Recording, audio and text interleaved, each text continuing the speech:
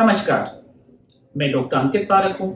मैं बच्चों का चेस्ट, एलर्जी और स्लीप रिलेटेड प्रॉब्लम्स का स्पेशलिस्ट हूँ, childrens chest clinic, new Delhi. इस वीडियो में हम बात करेंगे प्लूरल इफ्यूजन के बारे में।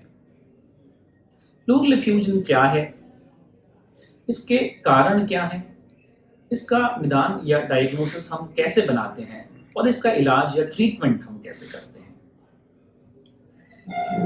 हमारे लंग्स और चेस्ट वॉल के बीच में थोड़ी स्पेस होती है और हमारे लंग्स और चेस्ट वॉल पे एक थिन सी लाइनिंग होती है जिसको प्लूरा कहते हैं। प्लूरल स्पेस में थोड़ा फ्लूइड होता है जिसको प्लूरल फ्लूइड कहा जाता है।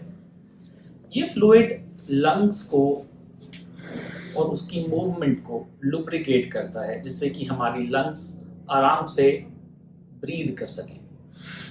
कभी कभी ये प्लूरल फ्लूइड की मात्रा बढ़ जाती है और तकलीफ क्रिएट करती है। प्लूरल फ्लूइड के बढ़ने के या प्लूरल इफ्यूजन के क्या कॉमन कारण है? सबसे कॉमन कारण होता है बैक्टीरियल इन्फेक्शन, जिसको हम निमोनिया भी कहते हैं। काफी बच्चे ऐसे हैं जिनको निमोनिया होता है और उसके साथ उनके लंग्स के बाहर प्लूरा में फ्लूइड इकट्ठा हो जाता है। इंडिया में ट्यूबरकुलोसिस भी एक कॉमन कारण है जिस कारण से बच्चों को प्लूरल इफ्यूजन की समस्या हो सकती है। लंग्स के अंदर वायरल इन्फेक्शन या एटिपिकल इन्फेक्शन जैसे कि माइकोप्लाज्मा भी प्लूरल इफ्यूजन का एक कॉमन कारण है। इसके अलावा कुछ बच्चों में हार्ट प्रॉब्लम्स के कारण या नेफ्रोटिक सिंड्रोम के कारण प्लूरा में फ्लूइड इकट्ठा हो सकता है।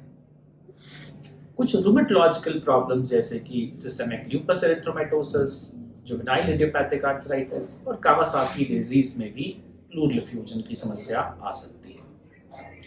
प्लूरल इफ्यूजन के कुछ रेयर अनकॉमन कारण भी होते हैं जैसे कि कुछ ल्यूकीमियाज, लिम्फोमास, इनके कारण भी प्लूरल इफ्यूजन कभी कभी देखा जाता है। तो यदि बच्चे को प्लूरल इफ्यूजन की समस्या है तो उनको क्या लक्षण होंगे, क्या सिम्टम्स होंगे? जब प्लूरल कैविटी के अंदर फ्लूइड की मात्रा बढ़ जाती है तो वो लंग्स को परेशान करने लगते हैं।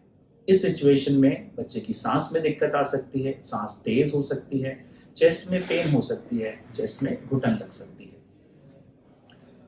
कभी कभी अगर फ्लूइड की मात्रा बढ़ जाती है तो जो अंडरलाइंग लंग है, फेफड़ा है हमारा, वो कोलैप्स हो जाता है और वो काफी परेशानी क्रिएट करता है।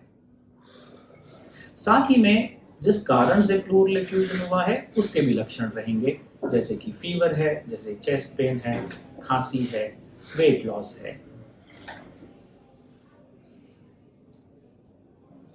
प्लूरल इफ्यूजन का जो डायग्नोसिस है या निदान है वो कैसे किया जाता है? यदि हमारे पास कोई बच्चा आता है जिसको चेस्ट के सिम्टम्स हैं तो हम सबसे पहले उसको एग्जामिन करते हैं और यदि एग्जामिनेशन में ऐसा लगता है कि प्लूरल फ्लूइड की मात्रा बढ़ी हुई है तो सबसे पहले उसको चेस्ट एक्सरे और अल्ट्रासाउंड के माध्यम से कंफर्म किया जाता है। यदि प्लूरल फ्लूइड की मात्रा बढ़ी हुई है तो हमें ज्यादातर बच्चों में प्लूरल फ्लूइड का एक छोटा सा सैंपल चाहिए होता है उसके आगे जांच करने के लिए। ये बहुत ही आसान तरीका है जिससे कि हम एक छोटी सी नीडल के माध्यम से प्लूरल फ्लूइड का सैंपल ले सकते हैं। ये लोकल एनेस्थीसिया में ही किया जाता है। प्लूरल फ्लूइड का सैंपल लेबोरेटरी में भेजा जाता है डिटेल टेस्टिंग के लिए, जैसे कि बैक्टीरिया के टेस्ट, जैसे कि टीबी के टेस्ट। अब हमारे पास काफी मॉलिक्यूलर टेस्ट हैं ट्यूबरकुलोसिस के लिए, जैसे कि जीन एक्सपर्ट, जिसका हम प्रयोग कर सकते हैं। इसके अलावा ये चेक किया जाता है कि जो प्लूरल फ्लूइड है उसके अंदर सेल्स कितने हैं, उसमें प्रोटीन कितने हैं, उसमें शुगर कितने हैं, उसमें एडीए कितना है और उसमें कल्चर्स क्या है। प्लूरल इफ्यूजन का क्या ट्रीटमेंट है, उसका इलाज क्या है? हमें जो प्राइमरी कारण है, जो बीमारी है जिसके कारण प्लूरल इफ्यूजन हुआ है, उसको ट्रीट करना है। बैक्टीरियल इन्फेक्शन के लिए एंटीबायोटिक्स, अगर किसी को टीबी है उसके लिए एंटी टीबी ड्रग्स। साथ ही में यदि प्लूरल इफ्यूजन की मात्रा ज़्यादा है तो कभी कभी इस फ्लूइड को निकालने की आवश्यकता भी होती है।